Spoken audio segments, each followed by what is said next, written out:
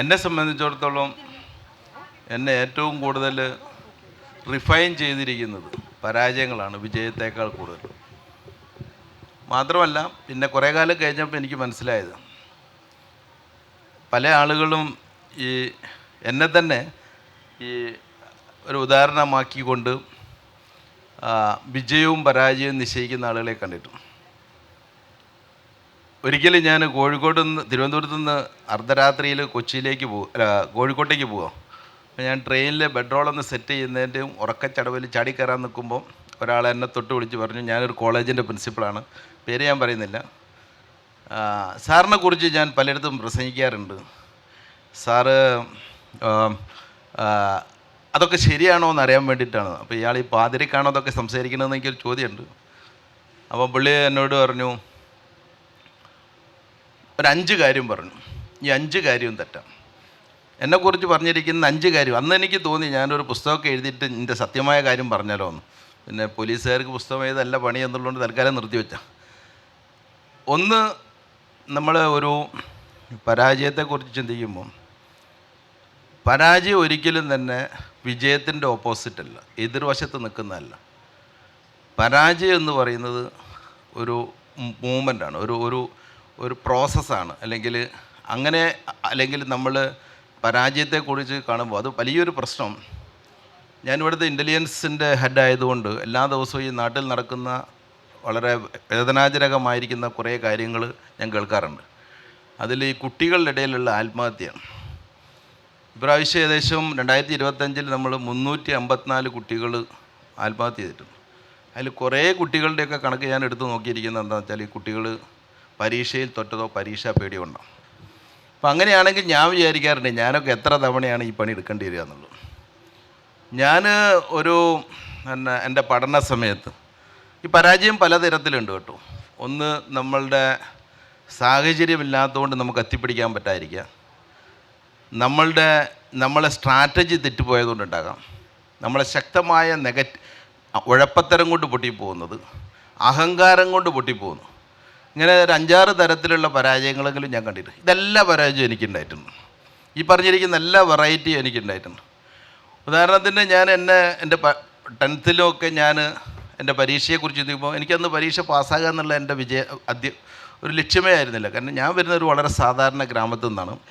ആ ഗ്രാമത്തിലുള്ളവരുടെ ഏറ്റവും വലിയ ലക്ഷ്യം ഒരു കൽപ്പണിക്കാരനാകുക, കൽപ്പണിക്കാരൻ പിന്നീട് എന്താകുക, കോൺട്രാക്ടറാകുക, കോൺട്രാക്ടർ അതിൻ്റെ വേലയാകുക. ഞാനും വിചാരിച്ച് ഞാനൊരു വലിയ ബിൽഡറായി മാറുമെന്ന് വിചാരിച്ചിട്ട് ഓടിപ്പോയ ആളാണ്.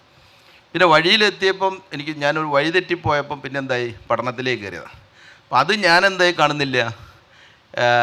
കാണുന്നില്ല, ഉഴപ്പത്തരത്തിൻ്റെ പരാജയമായി കാണുന്നില്ല. പിന്നീട് ഞാനിങ്ങനെ മുന്നോട്ട് പോയി അടുത്ത പരീക്ഷകൾ ഒന്നിനൊന്നായിട്ട് കയറി. പിന്നെ ഞാൻ UGC പരീക്ഷ ചെയ്ത സമയത്തും UGCയിൽ JRF ലെക്ചർഷിപ്പൊക്കെ കിട്ടി. അത് കഴിഞ്ഞ് ഞാൻ സിവിൽ സർവീസ് കോളേജിൽ ലെക്ചറാവുന്നു. അപ്പോൾ എൻ്റെ അഹങ്കാരത്തിൻ്റെ പടവുകളും ഇങ്ങനെ കയറി വരികയാണ്. ഞാൻ എഴുതുന്ന പരീക്ഷയൊക്കെ ജയിക്കുന്നുണ്ട്. അത് കഴിഞ്ഞ് ഞാൻ UPSC പരീക്ഷ സിവിൽ സർവീസ് എഴുതി. സിവിൽ സർവീസ് 2 കാര്യമാണ്, എനിക്ക് പല സ്ഥലത്തു നിന്നായിട്ട് സ്കോളർഷിപ്പ് കിട്ടുന്നുണ്ട്. UGC ഫെലോഷിപ്പ് കിട്ടുന്നുണ്ട്, IMG ഫെലോഷിപ്പ് കിട്ടുന്നുണ്ട്, അങ്ങനെ പലതുമുണ്ട്. അപ്പോൾ എൻ്റെ അടുത്ത് പണവും ഉണ്ട്, കോളേജ് ലെക്ചർ പോസ്റ്റ് കയ്യിലുണ്ട്. പിന്നെ ഞാൻ എഴുതിയ PSC ടെസ്റ്റൊക്കെ പാസ്സായിട്ടുണ്ട്. UPSC പരീക്ഷ എഴുതിയപ്പം പ്രിലിമിനറി ക്ലിയർ ചെയ്തു, മെയിൻസ് ക്ലിയർ ചെയ്തു. ആദ്യം തന്നെ എനിക്കൊരു ജോലിയും കിട്ടി. അടുത്ത പരീക്ഷ ഞാൻ എഴുതാം, UPSC അടുത്തത് ബെറ്റർ റിസൾട്ടിന് വേണ്ടി എഴുതുക. അപ്പോൾ എന്നെ അടുത്ത് എല്ലാവരും എന്ത് ചെയ്യുന്നുണ്ട്, എന്നേക്കാൾ 4-5 വയസ്സ് കൂടിയുള്ളവരൊക്കെ വിജയേട്ടാന്ന് വിളിക്കുന്നുണ്ട്. എല്ലാവരും വന്നിട്ട് എൻ്റെ അടുത്ത് ഉപദേശം ചോദിക്കുന്നുണ്ട്. ഞാനിതെല്ലാം കേട്ടിട്ട് എന്തായി, ഞാനൊരു സംഭവമാണെന്ന് എനിക്ക് തന്നെ തോന്നി. അതിൻ്റെ ഇടയ്ക്ക് ചിലരൊക്കെ ഒളിഞ്ഞു നിന്നിട്ടൊക്കെ പറയുന്നത് കേട്ടിട്ടുണ്ട്, വിജയേട്ടനായിരിക്കും അടുത്ത റാങ്ക്. അപ്പോൾ ഞാൻ പരീക്ഷയ്ക്ക് ഇങ്ങനെ പഠിച്ചു. എൻ്റെ കണക്കൂട്ടലിൽ ഞാൻ എഴുതിയ പരീക്ഷ കിട്ടേണ്ടതാണല്ലോ, ഞാൻ അങ്ങനെ എഴുതി. എൻ്റെ റിസൾട്ട് വന്നിട്ട് മാർക്ക് നിങ്ങളോടൊന്നും ആരും പറയാൻ പറ്റാതെ, എനിക്ക് തന്നെ സഹിക്കാൻ പറ്റില്ല, നിങ്ങളോട് പറഞ്ഞാൽ അതിനേക്കാൾ തോന്നും. ഇതിൽ പരം ഒരു പരാജയം ഞാൻ എൻ്റെ ജീവിതത്തിൽ കണ്ടിട്ടില്ല. അപ്പോഴേ ഞാൻ എന്ത് ചെയ്യുന്നു, അപ്പോഴൊരു രസം എന്താണെന്നറിയോ, നമ്മൾ പരാജയപ്പെടുന്ന സമയത്ത് അതുവരെ നമ്മളെ മുഖസ്തുതി പറഞ്ഞ് എല്ലാവരും എന്ത് ചെയ്യും, മാറും. പിന്നെ സൈഡിൽ നിന്നിട്ടൊക്കെ പറയും, അല്ലെങ്കിലും വിജയേട്ടന് ഇത്തിരി അഹങ്കാരം കൂടുതലായിരുന്നു, അല്ലെങ്കിൽ എപ്പോഴും IAS ആയി എന്നൊക്കെ ചിന്തിച്ചിരിക്കുകയാണ്. അപ്പം ഞാൻ എന്ത് ചെയ്തു, ഞാനും വളരെ വിഷമത്തിലായി. കാരണം എന്താണ്, ഇത്രയൊക്കെ അഹങ്കാരത്തിൽ നിന്നവൻ തന്നെ പൊട്ടിയിരിക്കുകയാണ്. ഇതുവരെ ആരാധിച്ചിരുന്നവരെല്ലാം അവമാനിക്കുകയാണെന്ന് എനിക്ക് തോന്നുന്നു. അവർക്കതായിരിക്കില്ല സത്യത്തിൽ, അങ്ങനെയൊക്കെ തോന്നി. അപ്പോഴേ എനിക്ക് പിന്നെ ദുരന്തങ്ങളെ പട്ടികയാണ്. എന്താണ്, ഞാൻ ഇവിടുന്ന് നേരെ പിന്നെ UPSCക്ക് ഞാൻ ആപ്ലിക്കേഷൻ കൊടുത്തിരിക്കുന്നത് ഡൽഹിയിലാണ്. ഒരിക്കലും പോകേണ്ടി വരില്ല എന്ന് വിചാരിച്ചിട്ടാണ്. അപ്പോൾ ഞാൻ ആദ്യം ക്ലിയർ ചെയ്ത പരീക്ഷൻ്റെ ട്രെയിനിങ്ങിന് വിളിച്ചു. ഡൽഹിയിലേക്കാണ് പോകേണ്ടത്. തിരുവനന്തപുരത്ത് നിന്ന് പറിച്ചു നടണം. തിരുവനന്തപുരത്ത് നിന്ന് പോകാൻ യാതൊരു താല്പര്യമില്ല. തിരുവനന്തപുരത്തേക്ക് വന്നതും താല്പര്യമില്ലാതെയാണ്. പക്ഷേ തിരുവനന്തപുരത്തേക്ക് പോകാൻ യാതൊരു താല്പര്യമില്ല. അങ്ങനെ അങ്ങനെ ഒന്ന് വിഷമിച്ചൊക്കെ ഇരിക്കുക. പക്ഷെ ഒരു വഴിയില്ലാത്തതുകൊണ്ട് മാത്രമേ ഞാൻ തിരുവനന്തപുരം വിട്ടതാണ്. തിരുവനന്തപുരം വിടുന്ന സമയത്ത് എൻ്റെ അടുത്ത് 162 കിലോ പുസ്തകമുണ്ട് 4 കെട്ടിലായിട്ട്. ഇപ്പോൾ ഞാനൊരു ട്രെയിനിൽ കയറി. ട്രെയിനിൽ കയറുമ്പം അത് എൻ്റെ സുഹൃത്ത് അതിൻ്റെ ഉള്ളിലൊക്കെ അഡ്ജസ്റ്റ് ചെയ്ത് വെച്ചു തന്നു. അപ്പോൾ കോഴിക്കോട്ടെത്തിയപ്പം എൻ്റെ ബ്രദേഴ്സെല്ലാം അവരൊക്കെ ഏത് കാലത്തും വിജയത്തിലും പരാജയത്തിലും ഒരുപോലെ കൂടെ നിൽക്കുന്നു. അവരെല്ലാവരും കൂടി റെയിൽവേ സ്റ്റേഷനിൽ വന്നിട്ട് ഈ ബുക്ക് കൂടി എടുക്കാൻ വേണ്ടി വന്നപ്പം പോർട്ടർമാർ വന്നിട്ട് പറഞ്ഞു, ഈ ബുക്ക് എടുക്കാനും ഞങ്ങളെ എടുക്കുള്ളൂ, കൊട്ടി ഇത് ഞങ്ങളുടെ അവകാശമാണ്, അല്ലെങ്കിൽ ഈ വന്നിരിക്കുന്ന ആൾ എടുക്കണമെന്ന്. ഇപ്പം ഞാനൊരു ഫുൾ സ്ലീവൊക്കെ ഇട്ട് അത്യാവശ്യം വൃത്തിയായിട്ടാണ് ഇരിക്കുന്നത്. ഇവർ കരുതി ഇവനെ കൊണ്ട് ഇത് പറ്റില്ല. കുറേ നേരം കുറഞ്ഞപ്പോൾ ഇവർ ഏട്ടന്മാരിങ്ങനെ തർക്കിച്ചുകൊണ്ടിരിക്കുക. അപ്പം ഞാൻ ചോദിച്ചു അവരോട്, എനിക്കെടുക്കാൻ പറ്റുമെന്ന് ചോദിച്ചു. എടുക്കാൻ തന്നെ. അപ്പം 45 കിലോ 50 കിലോ ഇട്ടുണ്ടാവും. 45 കിലോൻ്റെ ഒക്കെ ഞാനതെടുത്ത് തോളിൽ വെച്ചു. അവർ കൊണ്ടുവന്ന കാറ് കൊണ്ടുപോയി വെച്ചു. 5 ദിവസം അവിടുന്ന് തുടങ്ങി എൻ്റെ സെക്കൻഡ് ലൈഫ്. ആ സെക്കൻഡ് ലൈഫുമായി ഞാൻ പിന്നെ ഡൽഹിയിൽ പോയി. ഡൽഹിയിൽ ചെന്ന സമയത്ത് എനിക്ക് സത്യമായി താമസിക്കാൻ വലിയ സൗകര്യമൊന്നുമില്ല. ഞാൻ പോയ സ്ഥലം എന്ന് പറയുന്നത് പ്രതീക്ഷിച്ച ഒന്നല്ല. നല്ല ചൂടുണ്ട്, 47-48 ഉണ്ട്. ഇവിടുന്ന് അങ്ങോട്ട് പോകുമ്പോൾ തന്നെ എങ്ങനെയാണ്, ഡൽഹിയിൽ നമ്മൾ കേരള എക്സ്പ്രസ് പോകുമ്പോൾ വിജയവാഡ കഴിഞ്ഞിട്ടാണെങ്കിൽ പുറത്തെ ചൂട് 50 ആണെങ്കിൽ അകത്തെ 70 ആയിരിക്കും. കാരണം എന്താ പറയുക, സെക്കൻഡ് AC ഒന്നല്ല, സ്ലീപ്പർ ക്ലാസ്സാണ്. അതിൻ്റെ ഉള്ളിൽ പുറത്തെ ചൂടും രണ്ടും കൂടി വരുമ്പോൾ ഈ ഇരുമ്പും കൂടി പഴുക്കുമ്പോൾ ഉണ്ടാകുന്ന ചൂടാണ്. അങ്ങനെ അവിടെ എത്തി. രാത്രിയിൽ എനിക്ക് തീരെ ഉറക്കം വരുന്നില്ല. അവിടുന്ന് ഞാനൊരു ദൈവത്തെ കണ്ടു. അതായത് ഒരു 5 മണിയാകുമ്പോൾ എനിക്ക് ഭയങ്കര വലിയ ആഗ്രഹം, ഒരു ചായ കിട്ടിയാൽ കൊള്ളായിരുന്നു. ആരുമില്ല അവിടെ. ഞാനൊരു വരാന്തയിൽ ഏതോ ഒരു സ്ഥലത്ത് ഇരിക്കുക. ഒരു 10-15 മിനിറ്റ് ഞാൻ തളർന്നിട്ടൊരു മേശയിൽ തലയിച്ച് ഇങ്ങനെ കിടക്കുമ്പോൾ ഏതോ ഒരു സ്ത്രീ ഉണ്ടോ എന്നൊരു ചായയുടെ കൊണ്ടുപോയി വെച്ചു. അവരങ്ങ് പോവുകയും ചെയ്തു. അപ്പോൾ എനിക്ക് മനസ്സിലായി ഇതൊരു ദൈവം പറഞ്ഞു വിട്ടതായിരിക്കും എന്നുള്ളത്. അപ്പോൾ ഞാനൊരു ചായയൊക്കെ കഴിച്ചു. പരീക്ഷ ഉച്ചക്കും അതിൻ്റെ ശേഷമുണ്ട്. പക്ഷേ നല്ല ചൂട്, എനിക്ക് പരിചയമില്ല. അത് എഴുതി തിരിച്ചു വന്നു. പിന്നെ ഞാൻ പഴയ ജോലിയിൽ കയറി. പിന്നെ അവിടെ പോയി വർക്ക് ചെയ്യുന്നു. ഒരു ദിവസം പോലും ലീവ് എടുക്കില്ല എന്ന് വാശിയാണ്. കാരണം ഞാൻ പഠിച്ചിട്ട് കിട്ടിയിട്ടില്ല. അതുകൊണ്ട് പഠിക്കില്ല ഇനിയൊന്നും. രാത്രി കിട്ടുമ്പോൾ പരീക്ഷ എഴുതി. അപ്പോഴേക്കും ഞാൻ വീണ്ടും റെയിൽവേയിൽ കയറി. റെയിൽവേൻ്റെ ട്രെയിനിങ്ങിലേക്ക് പോയിക്കൊണ്ടിരിക്കുമ്പം അടുത്ത അവിടെ ഒരു ജംഗിൾ ട്രെയിനിങ് ഒക്കെ നടക്കുന്ന സമയത്ത് IPS പരീക്ഷൻ്റെ കിട്ടി. അപ്പോഴും ഞാൻ തീരുമാനിച്ചിട്ടുണ്ട് ലീവ് എടുത്ത് ഇനി പഠിക്കുന്നില്ല. അങ്ങനെ അവർക്കെന്തോ ദയ തോന്നിയിട്ട് എന്നെ ഇത് IPSൽ എടുക്കുകയും ചെയ്തു. അങ്ങനെ ഞാൻ എന്ത് ചെയ്തെന്ന് വെച്ചാൽ, ആ രണ്ടാമത്തെ പരാജയം എന്ന് പറഞ്ഞത് നല്ല ക്ലീനായിരിക്കുന്ന അഹങ്കാരത്തിൽ നിന്നുണ്ടായിരിക്കുന്നു. പിന്നെ പരാജയം ഉണ്ടായിരിക്കുന്നത് ഞാൻ പോലീസിൽ കയറിയപ്പോൾ. പോലീസിൽ ഒരുപാട് പരാജയം ഉണ്ടായിട്ടുണ്ട്, ഇഷ്ടംപോലെ. ഈ വേറൊരു രസം എന്താണെന്ന് വെച്ചാൽ, പല ആളുകൾ എനിക്ക് പോലീസ് മെഡൽ കിട്ടി, ആ മെഡൽ കിട്ടി, അത് കിട്ടി, ഇത് കിട്ടി, ഞാൻ ആ കേസ് സോൾവ് ചെയ്യുന്ന പറയും. 1000 എണ്ണം തോൽറ്റ് പോയതുണ്ട്. അത് അവർക്ക് അറിയാത്തതുകൊണ്ടാണ്. അപ്പം ഞാൻ അതിലെന്നെ ഏറ്റവും പഠിപ്പിച്ചത് ചേലേമ്പ്ര ഒരു ബാങ്ക് മോഷണം ഉണ്ടായിരുന്നു. 80 കിലോ സ്വർണവും ഒരു ലോക്കറും ഒരു രാത്രിയിൽ ആരും അറിയാതെ അടിച്ചു കൊണ്ടുപോവുകയും അതിസമർത്ഥമായി കൊണ്ടുപോവുകയും ചെയ്തൊരു കേസ്. എൻ്റെ വീട്ടിൽ നിന്നൊരു 11 കിലോമീറ്റർ അപ്പുറം 3000 സ്ത്രീകളുടെ താലിമാല പണയം വെച്ചിരിക്കുന്ന അവരെല്ലാവരും എൻ്റെ ഓഫീസിന് മുമ്പിൽ നിന്ന് കരയും. ഒരു തുമ്പുമില്ല.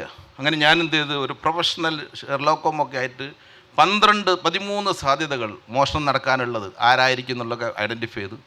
3-4 ദിവസം കൊണ്ട് ഈ ഓപ്ഷൻസ് എല്ലാം തീർന്നു. ഒരു സാധനവും ബാക്കിയില്ല.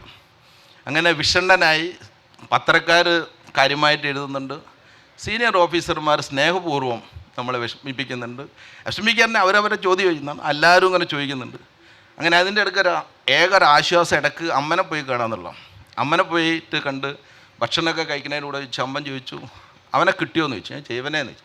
അല്ല, മോസ്റ്റ് അവനെ കിട്ടിയോ ചോദിച്ചു. ഇല്ലയെന്ന്. അവനാണ് കള്ളയെന്ന്. അതിൻ്റെ അടുത്ത് ഉള്ളിൽ അമ്മ പറയുന്നുണ്ടാവും, ഇവനല്ല പോലീസ്. അപ്പം ഞാൻ അതും പിന്നെ അങ്ങോട്ട് പോവാതെ. അങ്ങനെ ഈ ഉണ്ടായതോ ഭരതൻ നോവൽ പറഞ്ഞ പോലെ ഭൂമിയിലും ആകാശത്തിൻ്റെ സ്വർഗത്തിലും വഴിയില്ലാത്തതുകൊണ്ട് ഇങ്ങനെ വഴിയിൽ കറങ്ങി നിൽക്കുക. അപ്പം ഞാനിങ്ങനെ എൻ്റെ ടീമിനെ ഇങ്ങനെ മോട്ടിവേറ്റ് ചെയ്യും. 200ഓളം പേരുണ്ട്. അവരോട് പറയും, നമ്മൾ ഇന്നൊരു സാർ ഒരു മണികണ്ഠൻ ഇതേപോലെ ഒരുത്തൻ നമുക്ക് കിട്ടിയിട്ടുണ്ട്. കോയമ്പത്തൂരാണ്. രാത്രി നമ്മൾ ഓപ്പറേഷൻ ചെയ്യും. രാത്രിയിൽ ഇവർ കഷ്ടപ്പെട്ടിട്ട് അവർ പിടിച്ചിട്ട് പോകുന്നത് മണികണ്ഠൻ. അവർ മണിയില്ല, അവൻ സത്യത്തിൽ പറയാൻ ഒരു കണ്ടനുമല്ല, നമുക്ക് ആവശ്യമുള്ളവനല്ല.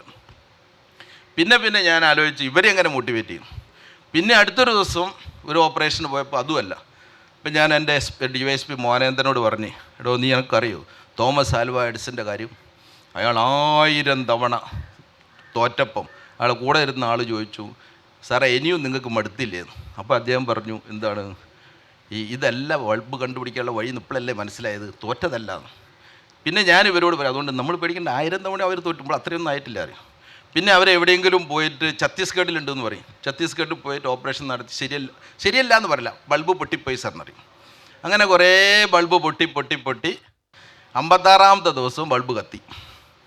കത്തിയതിന് ശേഷം ഞങ്ങളൊരു പുസ്തകമൊക്കെ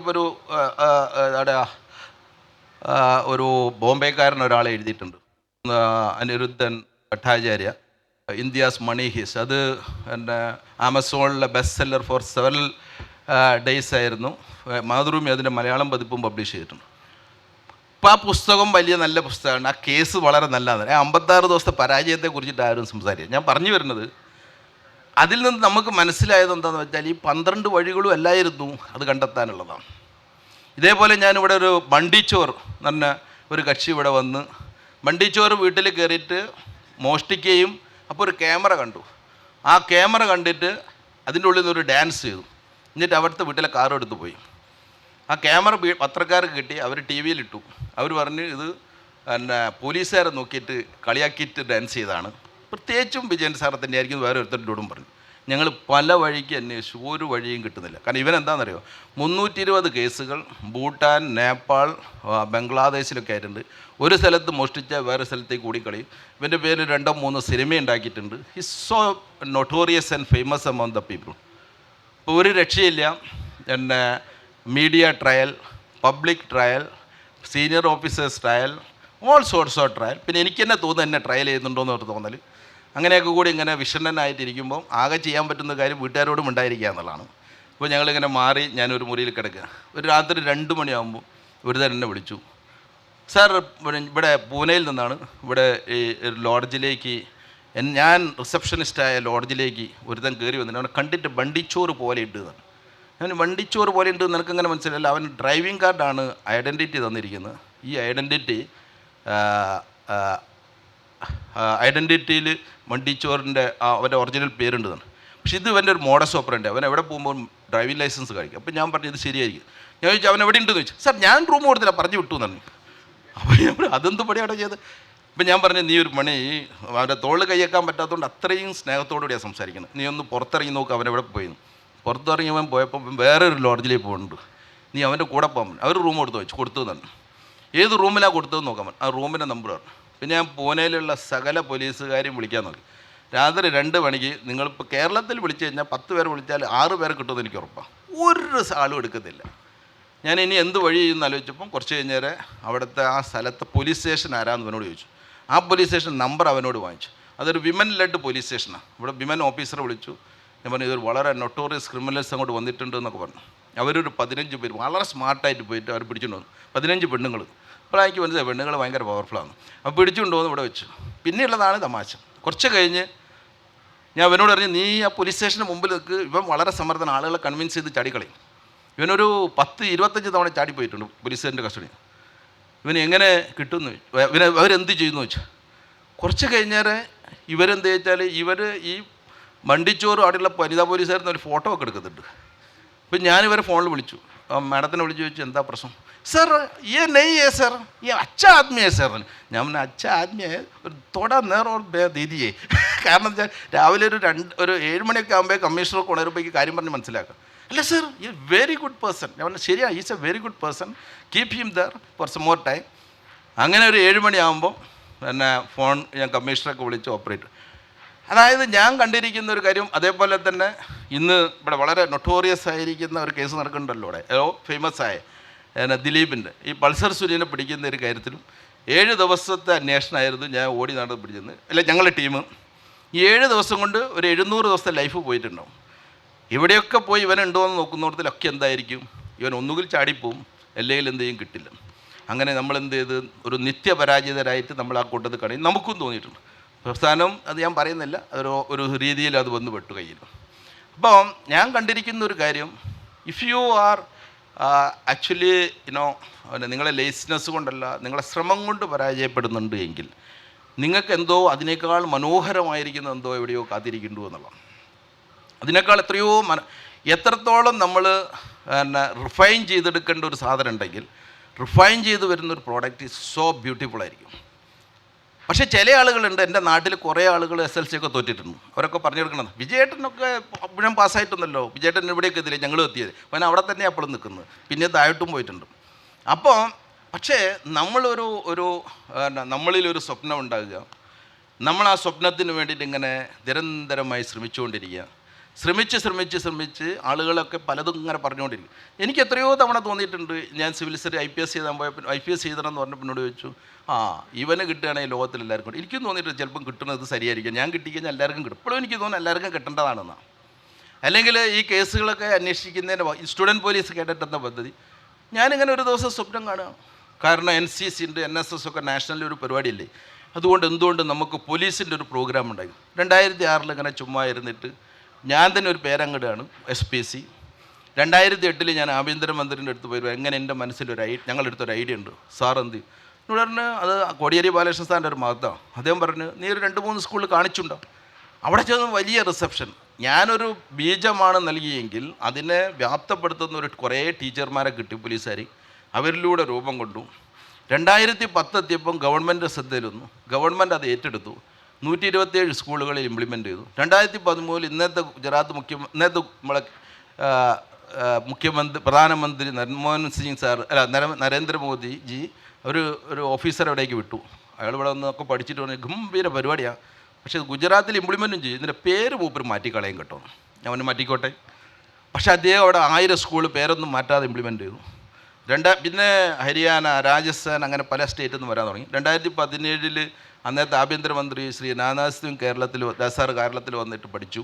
അവിടെ പോയിട്ട് ഒരു പ്രസ്താവന നടത്തി, ഇത് എല്ലാ സ്കൂളിലേക്കും വ്യാപിപ്പിക്കേണ്ടതാണ്. അങ്ങനെ ഇന്നിപ്പോൾ 13,000 സ്കൂളുകളിൽ ഒരു 15 ലക്ഷം കുട്ടികൾ ഇങ്ങനെ പരേഡ് നടക്കുന്നുണ്ട്. അപ്പം ഞാൻ ആലോചിക്കും, എന്ത് സുഖമാണ് കാണാൻ, അത്രയും മതി നമുക്ക്. അങ്ങനെ ഞാൻ ഈ റിപ്പബ്ലിക് ഡേ അന്ന് പോയപ്പോൾ ഞാൻ പോയത് എന്തിനാന്ന് പറഞ്ഞാൽ ശരിക്കും എല്ലാവരും പരേഡ് കാണാൻ, എൻ്റെ കുട്ടികൾ പരേഡ് എടുക്കുന്നത് കാണാനാണ്. അതിൻ്റെ ഒരു വീഡിയോ കൊടുത്ത്, അപ്പോൾ 2 പ്ലാറ്റൂൺ ഇവിടെ ഉണ്ട്. കേരളത്തിലെ 14 പോലീസ് ഡിസ്ട്രിക്റ്റിലും 5-6 പ്ലാറ്റൂൺ കുട്ടികൾ വളരെ അഭിമാനത്തോട് കൂടിയിട്ട് എന്ത് ചെയ്യും, യൂണിഫോം ഇട്ട് പോകുന്നു. എല്ലാ ശനിയാഴ്ചൻ്റെ അന്ന് 1 ലക്ഷം കുട്ടികൾ കേരളത്തിൽ ഇങ്ങനെ, നിങ്ങൾ പറഞ്ഞ പോലെ പച്ചയും മഞ്ഞൊന്നുള്ള ഇതായിട്ടല്ല, പക്ഷേ നല്ല കാക്കിയുടെ വർണ്ണാഭളമായിരിക്കുന്ന പൂമ്പാറ്റകളെ പോലെ സല്യൂട്ട് അടിച്ച് നടക്കുന്നുണ്ട്. അപ്പോൾ അതിൻ്റെ മുമ്പിലുണ്ടായിരിക്കുന്ന ഈ 17 കൊല്ലത്തിനുള്ള തിരസ്കരിക്കപ്പെടൽ, പരാജയപ്പെടൽ എന്നൊക്കെ എന്നോട് പണ്ട് പലരും ചോദിക്കട്ടെ, സാറിന് എത്രമാത്രം തിക്താനുഭവങ്ങൾ ഉണ്ടായിട്ടുണ്ട്. ഞാൻ ചോദിച്ചു, അങ്ങനെ ഉണ്ടായോ എന്ന് ചോദിച്ചു. അപ്പോൾ കാരണം എന്ന് പറഞ്ഞു കഴിഞ്ഞാൽ നമുക്കിത് ആലോചിക്കാൻ അതിൻ്റെ ഇടയ്ക്ക് എനിക്ക് എന്ത് ചെയ്തു, ഞാൻ കുറച്ച് കൂടുതൽ പണിയെടുത്ത് പോകുന്നുണ്ടോ എന്ന് തോന്നുമ്പോൾ കുറച്ച് നേരം എന്നോട് റെസ്റ്റ് എടുത്തോളാൻ പറഞ്ഞു. റെസ്റ്റ് എടുത്ത് ഞാനങ്ങനെ റെസ്റ്റൊക്കെ എടുത്ത് അവർക്ക് ഞാൻ കുഴപ്പക്കാരനല്ലാന്ന് തോന്നി തിരിച്ചു കൊണ്ടുവന്നപ്പം എൻ്റെ കൂടെയുള്ള ഉദ്യോഗസ്ഥന്മാർ ഞാൻ തിരിച്ചു വന്നപ്പോൾ പൂർവാധിക ശക്തിയോടുകൂടി പണിയെടുക്കുന്നു. അപ്പോൾ അവരെന്നോട് ചോദിച്ചു, സാർ ഇനിയും മടുത്തിട്ടില്ലേ? ഞാൻ എങ്ങനെ മടുക്കാൻ പറ്റും, 5-6 മാസമായിട്ട് ഞാൻ കാര്യമായിട്ടൊന്നും ചെയ്യാതിരിക്കുകയാണ്, അതും കൂടി ചെയ്യേണ്ടതെന്ന്. So I find that is, now I cannot differentiate between failure and success, victory. There is no such things. Now ഞങ്ങളൊരു ഡോക്ടർ ഇന്ദു ഒക്കെ ഇവിടെ ഇരിക്കുന്നുണ്ട്. ഞങ്ങളെല്ലാവരും കൂടി പല പരിപാടികളുണ്ട്. അവർ റെസ്പോൺസിബിലിറ്റി ടു ചിൽഡ്രൻ, ഒരു 12,200 സ്കൂളിലോ പിന്നെ കുറേ പരിപാടികളുണ്ട്. അതിൽ എനിക്ക് ഏറ്റവും മനോഹരമായി തോന്നിയിരിക്കുന്നത്, ഞാൻ തോറ്റവർക്ക് വേണ്ടിയിട്ട് ഒരു പ്രോഗ്രാം ഞങ്ങൾ ചെയ്തുകൊണ്ടിരിക്കുന്നു, ഹോപ്പ് എന്ന് പറഞ്ഞത്. ആ കോട്ട് എന്ന് പറഞ്ഞാൽ ഇവിടെ നിങ്ങളറിയില്ല, പരീക്ഷയിൽ ഇവിടെ ഒരു 2017 4,35,000 പേര് പരീക്ഷ എഴുതിയതിൽ 4,15,000 പേര് പാസ്സായി. 20,000 പേർക്ക് എല്ലാ വിഷയത്തിലും A+ കിട്ടി. എന്നെയും വിളിക്കും A+ കിട്ടിയവരെ നടുക്കിരുന്നൊരു ഫോട്ടോ എടുക്കാൻ. അപ്പം ഞാനിങ്ങനെ ആലോചിച്ച ഒരു ദിവസം, ഈ 20,000 അവരുടെ അവസ്ഥ എന്തായിരിക്കും? അതായത് സ്കൂളിൻ്റെ വരാന്തയിലൂടെ പോയാൽ പാസ്സായി പോകുന്നൊരു സിസ്റ്റത്തിൽ എങ്ങനെ ഇവന് പരാജയപ്പെടാൻ പറ്റി? അപ്പം ഞാൻ ഇവരെ കുറിച്ചിട്ട് ഇവൻ്റെ ദുഃഖത്തിൽ ഞാനൊരു പരാജിതനാണല്ലോ, ഇവർ പങ്കുചേർന്ന് ഞാൻ അവർക്ക് വേണ്ടിയിട്ട് വാദിക്കാൻ തുടങ്ങി. അങ്ങനെയാണ് ഞങ്ങളിപ്പോൾ ഹോപ്പ് തന്നെ ഒരു പ്രോഗ്രാം ഉണ്ടായി.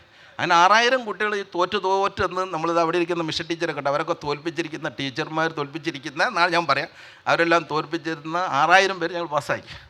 പക്ഷെ ഞാനപ്പോഴാണ് മനസ്സിലാക്കിയത് ശരിക്കും വിജയവും പരാജയവും എന്ന് പറഞ്ഞത് ആപേക്ഷികമാണ്. അതെന്തെന്ന് വെച്ചാൽ എന്താണ് യഥാർത്ഥത്തിൽ വിജയം? ഞാൻ ഇടുക്കി ആ വർഷം തോറ്റിരിക്കുന്ന എല്ലാ കുട്ടികളെയും പാസ്സാക്കി കളയാൻ കണ്ടിട്ട് ഞാൻ പോലീസുകാരോടൊക്കെ പറഞ്ഞ് എല്ലാവരും ഓടിച്ച് പിടിക്കണം, ഒരുത്തനെ മാത്രം പിടിക്കാൻ പറ്റില്ല. അവസാനം എന്നിട്ട് ഞാൻ തന്നെ വരാതാണ്. അങ്ങനെ ഞങ്ങൾ കുമളിയിൽ അവൻ്റെ വീട്ടിൽ പോയി.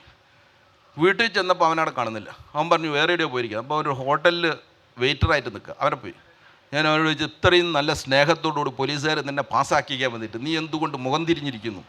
അപ്പോൾ അവനൊന്നും വേണ്ടില്ല, അവൻ അവിടെ ചായയൊക്കെ കൊണ്ട് എടുത്തു കൊടുക്കൊണ്ടിരിക്കുന്നു. കുറച്ച് കഴിഞ്ഞാൽ ഞാൻ അവനോട് ചോദിച്ചു, അവന് പിടിച്ചൊക്കെ ഇരുത്തി നല്ല സ്നേഹത്തിലൊക്കെ സംസാരിച്ചു. അപ്പോൾ അവൻ പറഞ്ഞു, ആദ്യം തന്നെ കണ്ണൊക്കെ കുറച്ച് നനഞ്ഞു വന്നു. പിന്നെ അവനോട് പറഞ്ഞു, എൻ്റെ അച്ഛൻ മരിച്ചുപോയി, എയ്ഡ്സ് പിടിപെട്ടിട്ടു. എൻ്റെ അമ്മ അച്ഛൻ വഴി എയ്ഡ്സ് കിട്ടിയ. എൻ്റെ അനിയത്തെ അമ്മ പ്രസവിക്കുക വഴി അമ്മയ്ക്കും മോൾക്കും എന്താണ് HIV. അപ്പോൾ ഇവർക്ക് മരുന്ന് വേണം, ഭക്ഷണവും വേണം. അപ്പോൾ ഞാൻ ഇവിടെ നിന്ന് ജോലി ചെയ്തിട്ട് ഇതൊക്കെ എന്ത് ചെയ്യും, വാങ്ങിച്ചു കൊണ്ട് കൊടുക്കും. അത് കഴിഞ്ഞിട്ട് എന്ത് ചെയ്യും, ഞാൻ രാത്രിയിൽ അവർക്ക് കാവലും നോക്കും. അപ്പം ഞാൻ വിചാരിക്കുന്നത് സ്വന്തം അമ്മ അച്ഛൻ സുഖമില്ലാതെ കിടക്കുമ്പോൾ ആ വഴിക്ക് തിരിഞ്ഞു പോലും നോക്കാതെ പഠനം എന്ന് പറഞ്ഞ് ട്യൂഷൻ സെൻ്ററുകളിൽ നിന്ന് അങ്ങോട്ടും ഇങ്ങോട്ടും കൂടി പോയിട്ട് എങ്ങനെ കിട്ടുന്ന ഒരു A+ ആണ് മനോഹരം. അതല്ല, ഇവൻ ഈ അമ്മയ്ക്കും അനിയത്തിക്കും വേണ്ടി ജീവിതം ഒഴിഞ്ഞു വെച്ച് അവർക്ക് വേണ്ടി ഇത്തരം ജോലി ചെയ്യുന്ന അവനാണ് യഥാർത്ഥത്തിൽ വിജയം. ഞാൻ കഴിഞ്ഞ ദിവസം പറഞ്ഞിട്ടുണ്ടായിരുന്നു, ഞാനൊരു സന്യാസിയെ കണ്ടെന്നു. കാരണം ഞങ്ങളിവിടെ കോവിഡിൽ ഈ റോട്ടിലൊക്കെ അകപ്പെട്ടിരിക്കുന്ന അല്ലെങ്കിൽ വഴിയാധാരപ്പെട്ടിരിക്കുന്ന വീടുകൾ, ഈ പിന്നെ നമ്മളെ ആശരണരാക്കായ ആളുകൾക്ക് ഭക്ഷണം ഉണ്ടാക്കി കൊടുക്കുക എന്നുള്ള ഒരു വഴി റൂട്ടാണെന്നൊരു പ്രോഗ്രാം തുടങ്ങി. പക്ഷേ ഇത് തുടങ്ങിയപ്പം തന്നെ ഞാൻ അങ്ങ് ഏറ്റെടുത്തു. ഞങ്ങൾ 24 കിച്ചണുകൾ തുടങ്ങി, 1,35,000 പേർക്ക് ഭക്ഷണം ഉണ്ടാക്കി കൊടുക്കും. അങ്ങനെ എൻ്റെ വണ്ടിയിൽ ആദ്യം തന്നെ ഒരു 5 ഫുഡ് വെച്ചു. കാരണം എന്തിനാണ്, ഞാൻ പോകുന്ന വഴിയിൽ ആരെയും കണ്ടാൽ കൊടുക്കാൻ വേണ്ടി. അവർ കൊടുത്തു പോയതിൻ്റെ വഴിയിൽ പിന്നെ അത് കൂടി എൻ്റെ വണ്ടി ഒരു 50ആയി. എൻ്റെ അന്നേരം നല്ല വണ്ടിയാണ് പോലീസിൻ്റെ, നല്ല സാമ്പാറിൻ്റെ മണമാണ് രാത്രി പോയവരൊക്കെ. അങ്ങനെ ഞാനിങ്ങനെ ഭക്ഷണമൊക്കെ കൊടുത്ത് സെക്രട്ടേറിയറ്റിൻ്റെ മുമ്പിൽ വന്നു. നല്ല ചൂടാണ്. സെക്രട്ടേറിയറ്റിന് മുമ്പിൽ വന്നപ്പോൾ 2 പേര് ഉണ്ട് അവിടെ. ഒരാൾ തികച്ചും അവശനായി കിടക്കുന്നു, വേറൊരാൾ ഒരു പോസ്റ്റിൽ ചാരിയിട്ട് ക്ഷീണിതനായിരിക്കുന്നു. ഒരു 12:30 ഞാൻ ഈ ഫുഡ് എടുത്ത പൊതി, എൻ്റെ ഒരു ഫുഡിൻ്റെ പാക്കറ്റ് മാത്രമേ വണ്ടിയിലുള്ളൂ.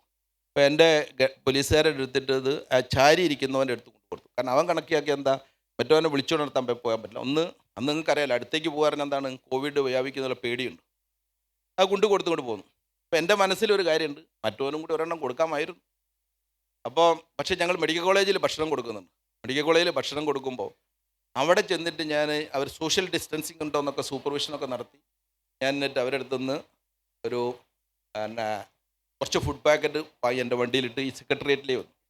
ഞാൻ ഇവിടെ വന്ന് നോക്കുമ്പോൾ ഈ കിടക്കുന്നവനുണ്ട് നന്നായി കഴിക്കുന്നു, ഇരിക്കുന്നവൻ അവിടെ തന്നെ ഇരിക്കുന്നു. ഇപ്പം ഞാൻ ഇറങ്ങി വന്നു. ഞാൻ ഇരിക്കുന്നവനോട് ചോദിച്ചു, എടോ നിനക്കല്ലേ ഞാൻ ഫുഡ് തന്നിന്? അതെ. നീ കഴിച്ചോ? ഇല്ല. പിന്നെന്താ നീ അയാൾ കൊടുത്തത്? സാർ അയാൾ എന്നെക്കാൾ ക്ഷീണിച്ചിരിക്കുന്നു. ഞാൻ പറഞ്ഞ്, ഇത് അയാളെപ്പോലെ ഒരു സന്യാസിനെ ഞാൻ ജീവിതത്തിൽ കണ്ടിട്ട്. അപ്പോൾ ജീവിതത്തിൻ്റെ അർത്ഥം എന്തെന്നും ജീവിതത്തിൻ്റെ വിജയപരാജയങ്ങൾ എന്തെന്നൊക്കെ ഉണ്ടെങ്കിൽ ജീവിക്കണം. നമ്മൾ ജീവിതം കണ്ണ് തുറന്നുകൊണ്ട് ജീവിച്ചു കഴിഞ്ഞാൽ, കാത് തുറന്നുകൊണ്ട് ജീവിച്ചു കഴിഞ്ഞാൽ, ആസ്വദിച്ചുകൊണ്ട് ജീവിച്ച് കഴിയുമ്പോൾ സത്യത്തിൽ നമ്മൾ പരാജയവും വിജയമൊന്നും കാണില്ല. പലരും വിജയമെന്ന് പറഞ്ഞ് സെലിബ്രേറ്റ് ചെയ്യുന്ന പലതും എന്താവില്ല, യഥാർത്ഥത്തിലുള്ള വിജയമാണോ എന്നുള്ളൊരു സംശയമായിരിക്കും. പരാജിതരെന്ന് പലരും മുദ്ര കുത്തുന്നവർ യഥാർത്ഥത്തിൽ അവരാണോ പരാജിതരെന്നുള്ളൊരു പ്രശ്നമുണ്ടോ.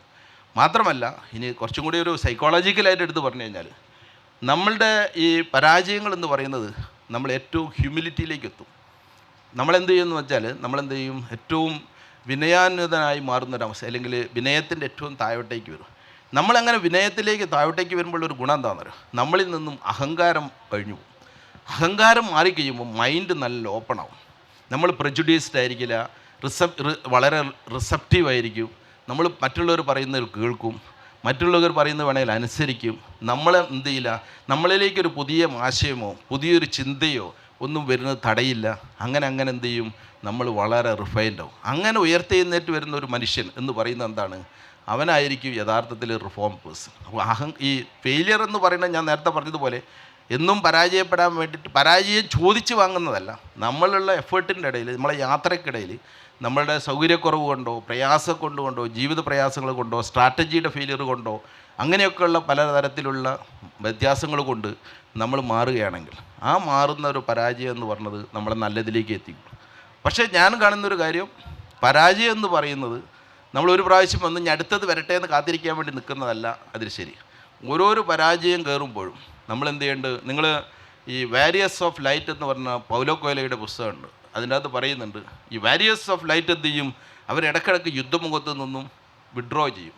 എന്നിട്ട് എവിടെയെങ്കിലും പോയിരുന്നിട്ട് അദ്ദേഹത്തിൻ്റെ വാളെന്ത് ചെയ്യും, മൂർച്ച കൂട്ടും. എന്നിട്ട് വീണ്ടും എന്ത് ചെയ്യും, യുദ്ധക്കളത്തിലേക്ക് വരും. അദ്ദേഹം തന്നെ മറ്റേ അദ്ദേഹത്തിൻ്റെ ആക്ര, അത് മാനുസ്ക്രിപ്റ്റ് ഓഫ് ആക്രയിൽ പറയുന്നുണ്ട്, നമ്മൾ യുദ്ധമുഖത്ത് നിന്നും വരുന്ന പലരെയും കാണുന്ന സമയത്ത് ചിലപ്പോൾ തോറ്റിട്ടായിരിക്കും വരുന്നത്. തോറ്റിട്ടായിരിക്കും എന്ന് അവരെ ദേഹത്ത് കാണുന്ന മുറിവുകൾ കാണുമ്പോൾ നമുക്ക് സങ്കടം തോന്നും, ചിലപ്പോൾ അപമാനം തോന്നും. പക്ഷേ അത് വെറും ഒരു മുറിവുകളല്ല, അതെന്താണ്, അത് അനുഭവത്തിൻ്റെ മെഡലുകളാണെന്ന്. ഈ മെഡലുകൾ എന്ന് പറയുന്നതുണ്ടല്ലോ, നമ്മൾ അവിടുന്ന് കിട്ടിപ്പോന്നിരിക്കുന്ന മെഡലുകൾ. ഈ ഒരു പക്ഷേ ജീവിതം എന്ന് പറയുന്നത് ശരിക്ക് എന്തെന്ന് മനസ്സിലാക്കാതെ പോകുമ്പോഴാണ് വിജയപരാജയങ്ങൾ വരുന്നത്. അത് ഒരു എവിടെ നിന്നോ നത്തിങ്ങിൽ നിന്നും സ്റ്റാർട്ട് ചെയ്ത് നത്തിങ്ങിലേക്കുള്ളൊരു യാത്രയിൽ നമ്മൾ ക്രിയേറ്റ് ചെയ്യപ്പെടുന്ന ഒരു സ്പേസാണ്. അത് മനോഹരമാക്കണോ അല്ലെങ്കിൽ മോശമാക്കി തീർക്കണോ എന്നുള്ളത് നമ്മളെ ഉത്തരവാദിത്വം. ആ മനോഹരമാക്കുന്നതിൻ്റെ ശ്രമയിൽ ഒരു പക്ഷേ എന്തായിരിക്കാം, നമുക്ക് പുനർവിചനം നടത്താനുള്ള അവസരങ്ങൾ തന്നേക്കാം. ആ അവസരങ്ങൾ ആണ് ജീവിതം. അങ്ങനെ നമ്മൾ അവസരങ്ങൾ ചിന്തിക്കുകയും ചിന്തനം നടത്തുകയും നമ്മളിൽ തന്നെ കറക്റ്റ് ചെയ്യും, നമ്മളെ തന്നെ പുനഃപരിശോധനയ്ക്ക് വിധേയമാക്കുകയൊക്കെ ചെയ്യുന്നൊരു ജീവിതമാണ് യഥാർത്ഥത്തിൽ ആസ്വദിച്ച് തീർക്കുന്നൊരു വിജയം. അല്ലാതെ സ്ട്രെയിറ്റ് ജാക്കറ്റായിട്ട് ഒരു ജമ്പ് ചാടി അടുത്തതിലേക്ക് എത്തിപ്പെടുന്നതാണ് എന്ന് ഞാൻ വിശ്വസിക്കുന്നില്ല. അതുകൊണ്ട് എന്നെ എന്ത് വേണമെങ്കിലും വിളിക്കുക, പരാജിതരെന്ന് വിളിക്കാം, വിജയ് എന്ന് വിളിക്കുക. എൻ്റെ പേരൻ്റെ അച്ഛൻ മുൻകൂട്ടിയിട്ട് എനിക്ക് കുറ്റബോധം ഉണ്ടാകാൻ എഴുതി വിട്ടതാണെന്ന് തോന്നുന്നത്. പക്ഷേ എനിക്ക് തോന്നുന്നത് അതും എനിക്ക് അച്ഛനോട് ചില വിരോധമുണ്ട്. കാര്യം എന്താണെന്ന് വെച്ചാൽ എനിക്ക് ശരിക്ക് ഇവിടുത്തെ ഒരു വലിയ പ്രശ്നം, നമ്മൾ ജനിച്ചിട്ട് ഒരു തടവറയിൽ നിന്നും മറ്റൊരു തടവറയിലേക്ക് പോകുന്ന ആളുകളാണല്ലോ. ശരിക്കും എൻ്റെ പേര് ഇടയ്ക്കിടയ്ക്ക് മാറ്റണം എന്ന് എനിക്ക് തോന്നാറുണ്ട്. ചില സമയത്ത് പരാജിതരെന്ന് ഇടണമെന്ന് എനിക്ക് തോന്നാറുണ്ട്. പക്ഷേ എന്ത് ചെയ്യാനാണ്, നമ്മളെ സിസ്റ്റം ഒന്നും അനുവദിക്കാത്തതും ചില സമയത്ത് മഹാവിജയം എന്നൊക്കെ പോകുന്നുണ്ടോ. പക്ഷേ എന്നിരുന്നാലും ഈ അനുഭവങ്ങളുടെ ഒരു പട്ടിക ചെയ്യുക, അല്ലെങ്കിൽ ഒരു വലിയ ഒരു നിധി ഉണ്ടാക്കാൻ ജീവിതത്തിനെ സസൂക്ഷ്മം നിരീക്ഷിക്കുമ്പോൾ നമുക്ക് പറ്റും. അതിൽ വരുന്ന സെറ്റ് ബാക്കുകൾ ഉണ്ടാകാം, അല്ലെങ്കിൽ മറ്റുള്ളവരുടെ മുമ്പിൽ പരാജയം എന്ന് പറഞ്ഞുണ്ടാകാം. അതിനെ എങ്ങനെ നമ്മൾ അവസരങ്ങളാക്കി കൺവേർട്ട് ചെയ്യുന്നു, നമ്മളെ ശക്തിപ്പെടുത്തുന്നു എന്നുള്ളതാണ്, അല്ലെങ്കിൽ നമ്മളെ വാളിനെ മൂർച്ചപ്പെടുത്തുന്നു എന്നുള്ളതാണ് നമ്മളെ ജീവിതത്തെ മുന്നോട്ട് കൊണ്ടുപോകുന്നു. അല്ലാതെ എവിടെയെങ്കിലുമൊക്കെ കാണുന്ന എന്തെങ്കിലും കേട്ടിട്ടുള്ളൊരു സഡൻ ഒരു ഇമ്പൾസിൽ ഉണ്ടാക്കുന്ന തീരുമാനങ്ങൾ എടുക്കുന്നതല്ല ജീവിതങ്ങളായി മാറേണ്ടത്.